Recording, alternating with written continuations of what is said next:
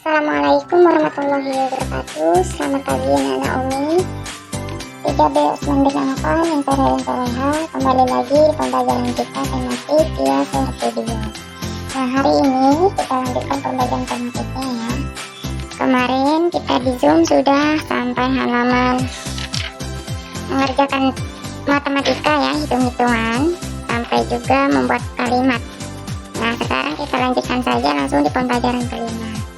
Oke, anak-anak Umi, sebelum kita memulai pembelajaran tematik, siapkan buku tematiknya dan juga pensilnya sambil menyimak video yang Umi sampaikan. Oke, kita awali pembelajaran tematik kita dengan mengucapkan lafaz al-basmalah. Bismillahirrahmanirrahim. Langsung saja di kegiatan ayo membaca ya. Memanfaatkan air terjun sebagai pembangkit listrik. Jadi simak bukunya. Apa sih manfaat air terjun?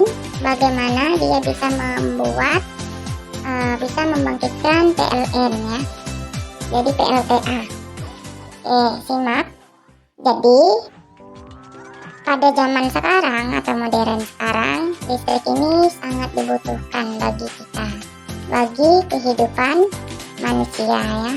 Kenapa? Karena listrik banyak sekali manfaatnya. Salah satunya untuk menerangi di waktu malam hari atau sebagai lampu. Kemudian listrik juga bisa digunakan untuk alat-alat elektronik maupun perabotan rumah tangga, dan juga industri ya, untuk penggerak mesin-mesin. Jadi manfaat dari listrik ini banyak sekali ya. Selain itu juga listrik ini juga dapat menciptakan kendaraan ya, dengan bahan bakar yang ramah lingkungan. Nah, tapi di Indonesia, di negara kita, masih banyak daerah-daerah yang belum terjangkau oleh jaringan listrik atau PLN. Ada ya di pedalaman belum ada listrik. Nah, bagaimana masyarakat yang di pedalaman itu tersebut bisa terang jika di malam hari? Mereka banyak menggunakan energi alternatif lain, yaitu genset. Tapi penggunaan genset ini banyak dinilai kurang efektif. Kenapa? Kekurangannya, genset itu tidak ramah lingkungan. Juga suaranya menimbulkan kebisingan ya.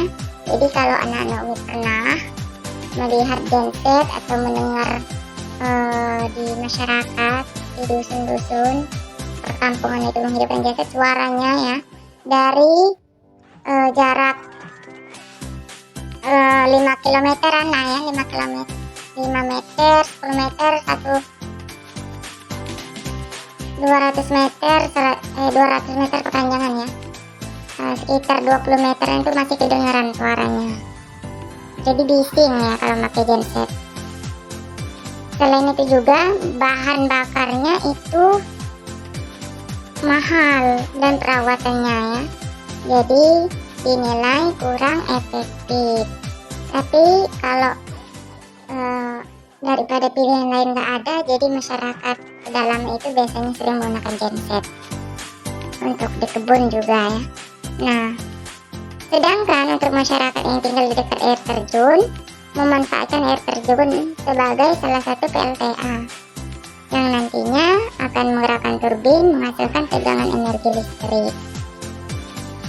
Setelah ya, manfaat air terjun bisa dibuat pembangkit listrik tenaga air. Selain air terjun juga ada waduk irigasi yang mengalir untuk kita gunakan sebagai PLTA ya. Tentunya tegangannya juga akan berbeda-beda. Contohnya untuk air terjun, semakin deras, semakin bagus airnya ya, maka air terjun ini akan menghasilkan tegangan yang kuat juga ya. Tapi kalau semakin mengalir lambat airnya, maka tegangan listriknya juga akan dihasilkan lambat. Intinya ada kekurangan dan juga kelebihan juga dari masing-masing energi alternatif ini. Nah, coba lihat di halaman 120 itu ada aktivitas individu, jadi kita bahas bersama saja ya. Nomor 1, apa saja manfaat listrik bagi kehidupan? Contohnya tadi ya, berdasarkan teks atau bisa kita rasakan sebagai penerang di waktu malam hari. Nomor 2, bagaimana penyediaan energi listrik bagi masyarakat yang tertinggal di daerah pedalaman? Mereka menggunakan genset ya, untuk menerangi di malam hari. Nah, nomor 3, apa kerugian menggunakan genset? Pertama, genset itu tidak ramah lingkungan. Yang kedua, perawatannya juga mahal, BBM dan perawatan mahal. Selain itu juga memiliki suara yang bising ya, berisik, membuat orang lain terganggu. Nah, nomor 4, aliran apa saja yang dapat digunakan sebagai PMTA? Alirannya ada air terjun, bisa ya, waduk, dan juga irigasi. Itu jawabannya. Untuk nomor 5 itu tidak usah dikerjakan ya, menulis kembali ini tidak usah, jadi 1-4 aja. Nah, langsung saja kita ke halaman berikutnya, pembelajaran ke-6 di halaman 124. Tadi energi alternatif air terjun, sekarang energi alternatif briket. Nah, di briket ini anak-anak Umi bisa baca ya.